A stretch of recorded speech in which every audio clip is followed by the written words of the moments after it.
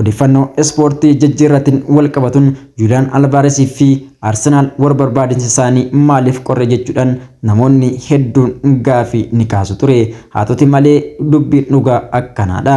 Julian Alvarez Barsaa yoo barbaadu haa ta'u malee Barsaan baay'ee hin barbaadu ture. Haa ta'u malee Julian Alvarez Atletico Madrid gara isa jedhee yeroo dubbatetti deeggartoonni Atletico Madrid keessatti haa ta'u malee walitti bu'insi uumamee ture. Julian Alvarez gara Arsenal dhufuu irratti garuu fedhiin isaa baay'ee dhiphaadha. Haa ta'u malee fedhiin isaa Barsaa haa jiraatu malee Barsaan garuu taphataa kanaaf fedha guddaa hin qabu ture. Akkasumas immoo Vinicius Junior fi Arsenal maalirra ga'e jechuudhaan taphattoonni yookiin immoo deeggartoonni hedduun gaafii ni kaasu ture. Vinicius Junior fi Real Madrid jidduu jiru yaa dhiphatu malee haa ta'u malee taphataan kun ijaan gara Arsenal laaluu hin dhiisne. Sababoota Vinicius Junior Real Madrid keessa akka bootaa isaan keessaa tokko Diamandeen gara Real Madrid dhufuudha. Akkasumas immoo sababni inni lammataa Kylian Mbappé waliin iddoo tokko taphachuu isaati. Inni sadaffaan immoo Jose Mourinhoon akkasuma gara Real Madrid dhufuu isaati.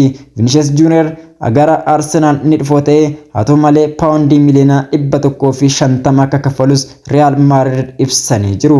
Vinicius Junior fi Arsenal waliigaltee isaanii ni mallatteessuu kan jedhu mootiyyuu gaafii keessa kan nama galchudha. Jijjiirraa birootiin Bruno Guimaraes fi Arsenal waliigaltee irras ga'uu danda'anii jiru. Taphataa kanaaf Arsenal paawundii miliyoona 70 akka kaffalan yoo ibsan akkasumas immoo dabalata paawundii miliyoona 10 akka kaffalan ibsanii jiru. Jijjiirraa birootiin Barcola fi Liverpool akkasuma gara waliigalteetti yoo hiikanii haa ta'u malee kaffaltiin Barcolaadhaaf PSG gaafate euro miliyoona 145 dha.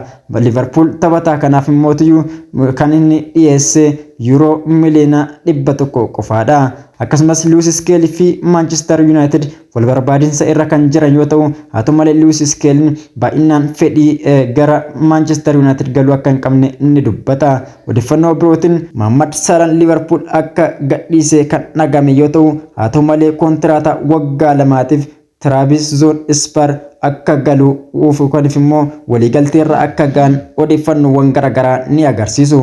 Kun qophii keenya ispoortii chaanaalii keenya ispoortii irraa guyyaa har'aa isiniif darbaatoo jirudha.